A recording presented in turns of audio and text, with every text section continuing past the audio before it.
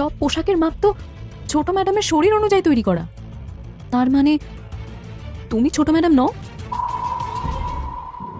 যদি পড়তে না পারো তাহলে জোর করো না। কে বলেছে পড়তে পারবো না? আমি তো আগেই বলেছিলাম তুমি পারবে না। এটা কি করে সম্ভব? তার মানে মিস এমিলি সত্যি বড় লোকের মেয়ে না? একটু মোটা হয়ে গেছি, তাই পড়তে পারছি না। কেটি, তুমি আমার জন্য একটা নতুন পোশাক বানিয়ে দাও। হ্যাঁ ছোট ম্যাডাম। এটাই তো চ্যানেলের নতুন ডিজাইনার ড্রেস, ম্যাগাজিনে দেখেছিলাম। এটা দামই তো 50 লক্ষ টাকা। কি সুন্দর!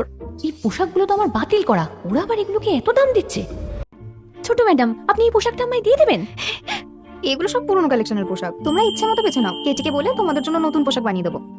টাকা তো আর আমার লাগছে না। ছোট ম্যাডাম, আপনি সত্যি কেটির ডিজাইন করা পোশাক আমায় পরতে দেবেন? আপনি সত্যি খুব উদার।